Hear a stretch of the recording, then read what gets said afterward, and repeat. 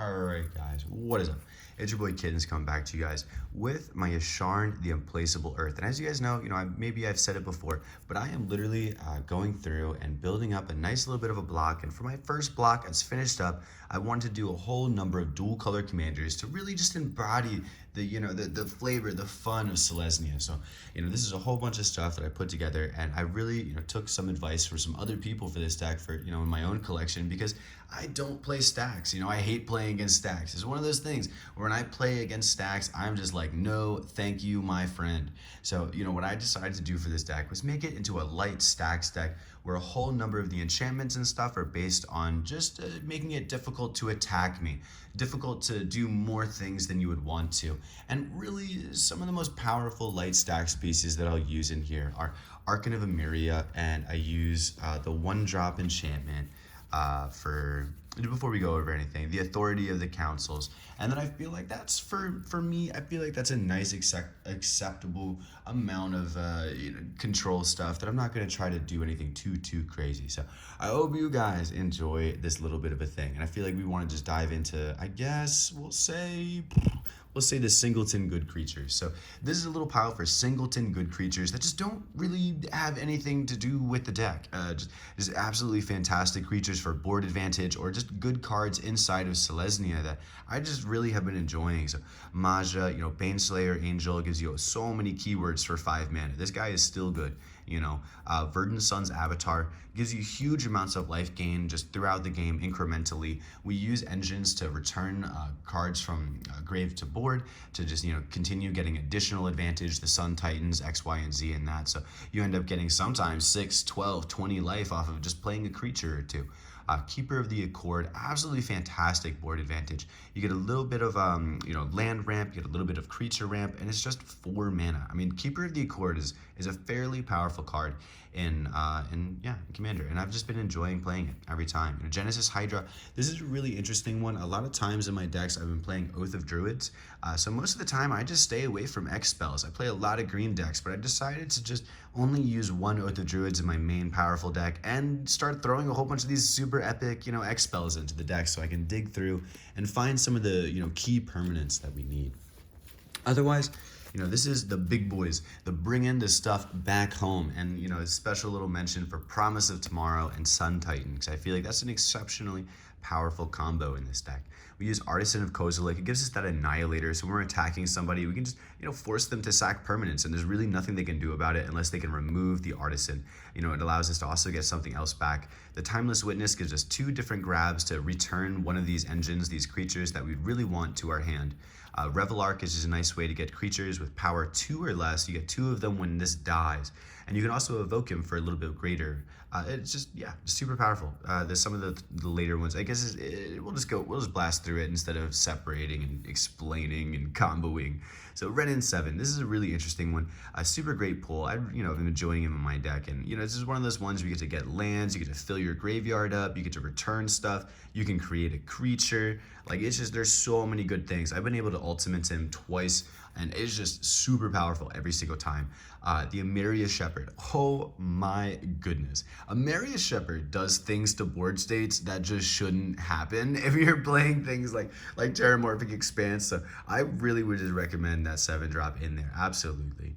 And Sun Titan, that really interesting one. That special mention, Sun Titan and Promise of Tomorrow. This is probably one of the funniest combos in the deck. Like, literally, because Promise of Tomorrow is whenever a creature you control dies, exile it. At the beginning of each end step, if you control no creatures, sacrifice Promise and return all cards exiled with it to the battlefield under your control.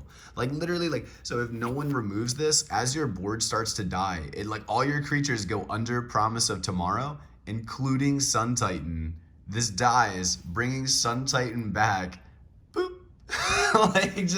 And it just starts over and over and over. It's so powerful. It's definitely one of the most hilarious sections of little combo I've done. And then otherwise we use Guardian Savior. You know, another way to get creatures with, this is a mana value 2 or less.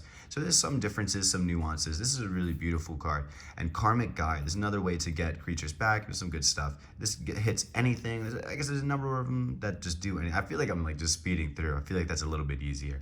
Shepherd of the Cosmos. This is another way to return a Singleton creature's mana cost 2 or less. And the Profound Journey. This is one of those ones forever ago I had gotten 4 of because I wasn't sure how powerful Rebound would be in the game. But Profound Journey, for me, has just been an absolutely fantastic card. And I've been enjoying it in Dragons, Yasharn, just because it's a good way to get cards back, just one after the other, you know? You get one good thing back, you go a cycle, and then someone kills something, and then you're like, okay, it might change the second thing that you want, right?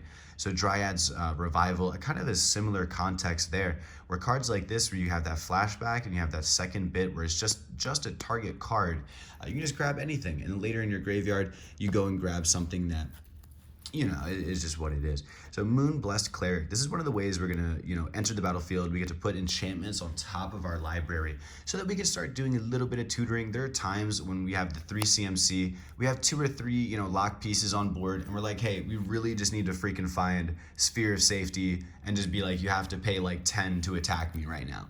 Like there's certain moments where you really just need that, you know, for our light stacks. So Luminarch Veteran, a way to get a little bit of that incremental life gain. The 1 CMC, the power is great. Anything can grab it.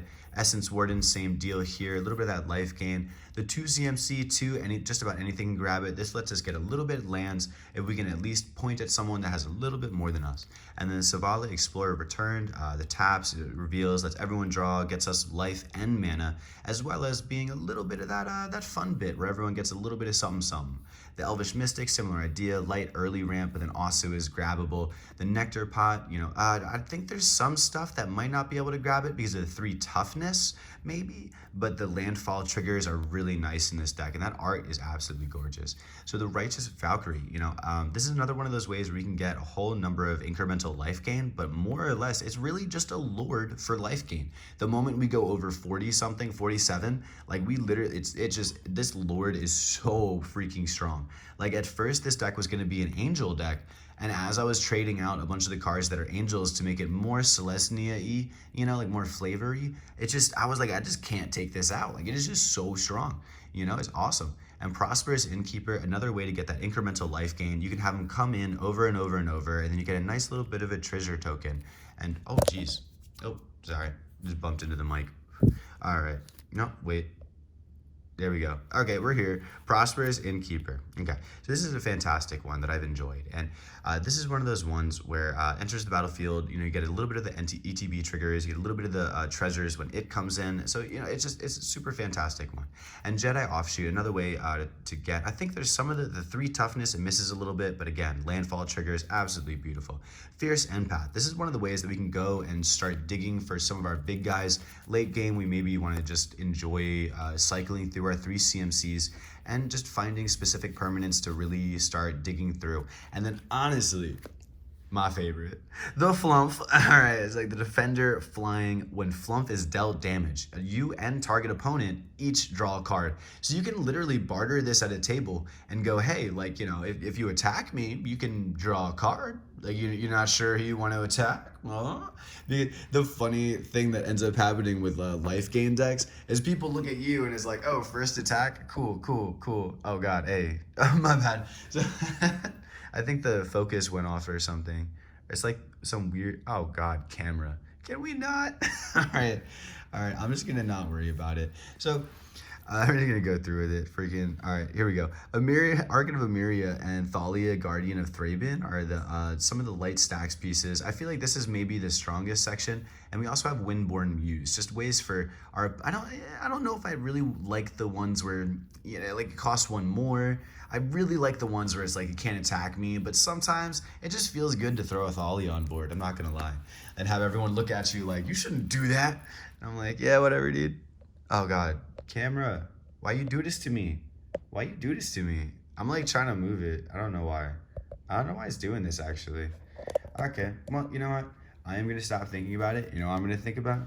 some Terminus board wipes. And all right, so Terminus, a store command, Doomscar, Vanquish the Horde, Fumigate, and Slaughter the Strong. In this deck, some of the ones that are maybe the strongest, Doomscar, everyone kind of sniffs it. I literally just like, yeah, like that might be a board wipe. Like, you know, some of the strongest ones in this deck are probably a store command because you can avoid your own commander while also destroying multiple things that are actually important. Vanquish just comes out super early.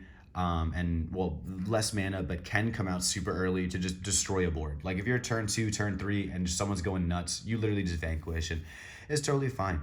And Slaughter the Strong is another one where, you know, again, you know, it's just one of those things where you can avoid your own commander and make people make difficult decisions on board and then just have a moment to think tank.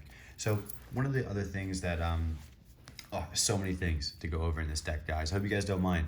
There are little piles everywhere. So there's a friggin' Wisp Weaver Angel. This is part of our Blink engines.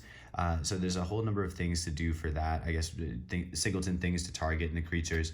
The Eerie Interlude. This is a very interesting one because you can cause a whole number of the ETB triggers to happen at the same time. You know, we're trying to build up enchantment engines and things like that. So the Ephemerate, you know, this is one where you can get, you know, a similar thing with the Rebound where you're able to activate it multiple times and maybe you have a target that you'd want later on.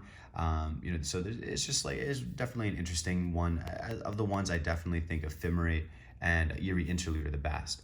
The Acrobatic Maneuver is an interesting one because I love the art. It's absolutely beautiful. You get a little bit of a draw, a little bit of that exile. That 3 CMC cost is a good one for me. And then 2 cards that I've been trying out in this deck and I've been trying out in a couple decks. Storm the Festival and Rite of Harmony, just 2 absolutely really good cards, you know, both having that flashback. I've been really enjoying testing flashback out. And honestly, I feel like flashback, some of the new stuff from Innistrad and, you know, Crimson Vow have been really enhancing Commander gameplay. And these cards are just fantastic. I have never been disappointed. You know, I mean, well, Storm the Festival here and there, but Storm the Festival is one of those ones where you can just look at the top 5 and potentially in this deck, we're grabbing 2 stacks pieces or like a stacks plus a ramp piece.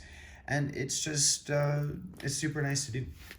So otherwise, all the way at the end, the belligerent win conditions. All right, guys. So this is where we really have some fun. This is the Book of Exalted Deeds with the Faceless Haven lock. So this is where I'm, you know, enjoying my lock piece.